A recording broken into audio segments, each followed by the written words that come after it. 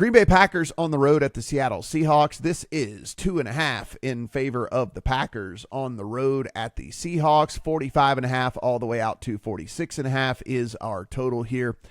In this one, we've seen a little bit of a renaissance from this Seattle defense. We talked about that a little bit last week, where maybe the system needed a little time to kind of come to getting the players' full buy-in here. But it seems like this team is playing a little bit better defense over the course of the season. Packers coming out of a bye, so they've had a lot of time to get ready here for this one. Mo, Packers and both of these teams are interesting teams for me because on a week-to-week basis, it's like they can fool you. It seems to me like it's like on a week-to-week basis, it seems like both of them can look what you would consider to be good. And then both of them on any given time go in these giant gaps where you're just going, what in the holy hell is wrong with either one of these teams? What do you think about the Packers on the road heading to Seattle? I like Seattle a bit. At 3, I think it's good. Yeah, 2.5. and it'll probably toggle. Yeah, it'll probably toggle. Yeah, I like Seattle on a teaser if you're into that sort of thing.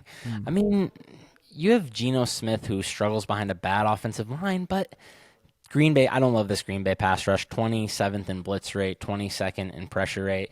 I mean, I think Jeff Hafley's done a good job. He's came into a situation that was terrible, right? So where the team was terrible. The defense was getting trucked, and they look competent this year, but Geno is good enough, I think, to beat these guys if you're not putting them under pressure. So, and this Seattle defensive renaissance looks real. Like you said, I'm buying into it, and I can't quite get the Packers to 3, man. I don't understand how Seattle can be 3. But, again, like you said, the market agrees, and they keep knocking it off 3 down to 2.5. I will say congrats to all of you that had Zach Charbonnet on your fantasy teams last week, and it looks like you're going to get Zach Charbonnet week again this week. Kenneth Walker, a couple of DNPs in a row.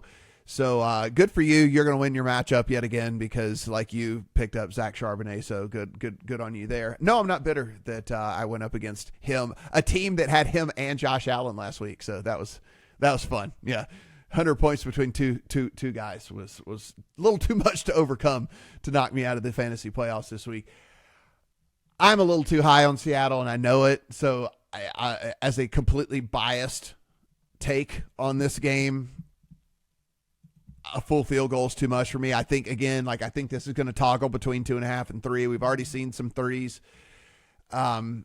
Full field goal is too much for me on Seattle, and so I actually really like Seattle here at home in this one. I get it if you can't quite get there with what Geno's uninspiring. I get it. I understand. Geno's uninspiring. He's like the least flashy dude basically in the NFL.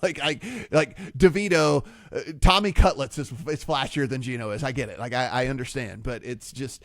He gets the job done more times than not, and I think a full field goal here at home against this. Do we have any weather in Seattle? There was, but I think it cleared up. Okay, so no weather there in that one, but Seattle at home should be able to keep this thing within a field goal. So I feel pretty good with that.